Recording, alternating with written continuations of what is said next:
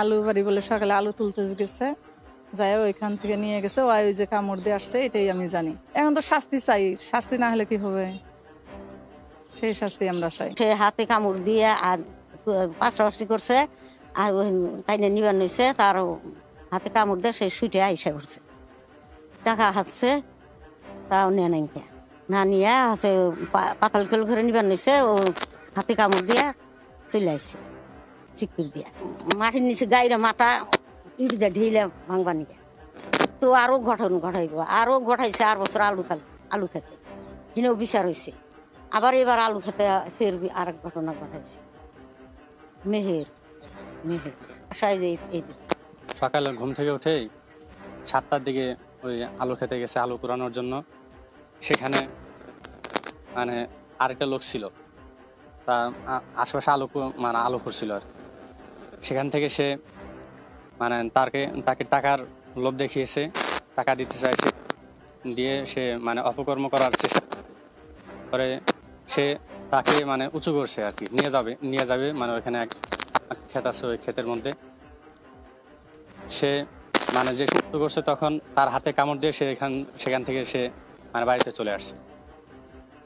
তো এখন এরকম সে বারবার এরকম করছিল। এর আগেও আমাদের বাড়ির আশপাশে এরকম সে মানে তার এরকম ঘটনা আছে। এখন আমার চাওয়া যেন সরকার তার এমন দৃষ্টান্তমূলক শাস্তি দেয়, যেন তার দেখাদেখি মানে বাকি সব এই অপকর্ম থেকে মুক্ত থাকে। তা আমার চাওয়া যে একটা যদি এরকম ভাবে দৃষ্টান্তমূলক শাস্তি দেওয়া যায়, তা আমার আশা যে বাংলাদেশ এর মুক্ত থাকবে। আমার বাড়ি এই ভিকটিমের একটু দূরে, মানুষের কাছ থেকেই সংবাদ পেয়ে আসলে আমি এখানে আসি। আসার পর যাই হোক আমি দেখতে পাইনি, আমার আসার আগেই ওদেরকে থানায় নিয়ে যাওয়া হয়েছে। তবে এখন প্রতিটি দিন আমরা দেখতেছি কোনো না কোনো স্থানে এরকম শিকার হচ্ছে, এবং তাও আবার টার্গেটের শিকার হচ্ছে শিশু বাচ্চাগুলো। তা এতে আমি মনে করি যে আইন প্রশাসনের অনেক দুর্বলতা আছে। অনেক ধর্ষকরা ধর্ষণ প্রমাণ হওয়ার পরেও আইনের বিভিন্ন ফাঁক ফোকর দিয়ে তারা আসলে আইনের দোরগোড়া থেকে বার হয়ে আসতেছে। তা আমি চাবো আইন প্রশাসনকে একটু কঠোর হওয়া। যারা ধর্ষণকারী আছে, যারা ধর্ষক আছে, তাদের ধর্ষণ যদি প্রমাণিত হয়, আমি মনে করি তাৎক্ষণিকভাবে তাদের বিচার কার্য শুরু করা, এবং তাদের বিচার কার্যটি এমনভাবে করা উচিত যেটি জনসম্মুখে চলে আসে। অনেক সময় দেখবেন যে আদালতের মাধ্যমে তাদের বিচার প্রক্রিয়া হয়, কয়েকজন মানুষ এটি জানে, সব মানুষ কিন্তু এটা জানে না। তা মানুষের জনসম্মুখে এরকম ধর্ষণকারীদের যদি বিচার করা যায়, তাহলে অন্য যে লোকজন আছে, অন্য যে ধর্ষকরা ধর্ষণ করার মন মানসিকতা আছে, তারা একটু ভয় পাবে, এবং কিছুটা হলেও এই শিশু ধর্ষণ বা নারী ধর্ষণ একটু হলেও কমে আসবে। তা আমি প্রশাসনকে আহ্বান করব, আপনারা এই ধর্ষণকারীদের সুষ্ঠু তদন্ত করে তাদের যথাযথ শাস্তি আপনারা নিশ্চিত করবেন।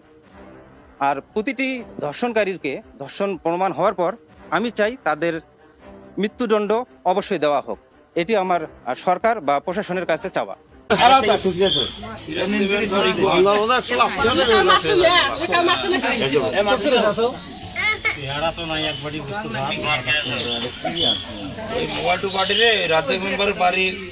সামনে পাকা রাস্তার সামনে আসতে হবে।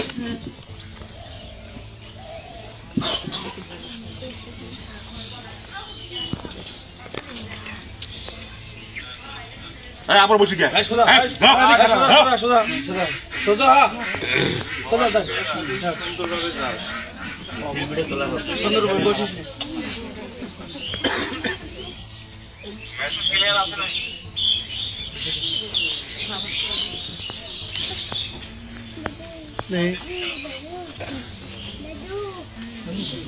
ঘটনা কখন? সোজা ধর সোজা ধর। সাড়ে আটটার দিকে, সাড়ে 7টার দিকে আর কি। না সাড়ে 8টার দিকে, সাড়ে 8টার দিকে আজকে সকালে। আরে সাড়ে 9টা বাজে, এখানে এত বাজে 9:30, হ্যাঁ 9:30 বাজে। সেই সঠিক টাইমটা কোন থেকে এই টাইমের মধ্যে হবে?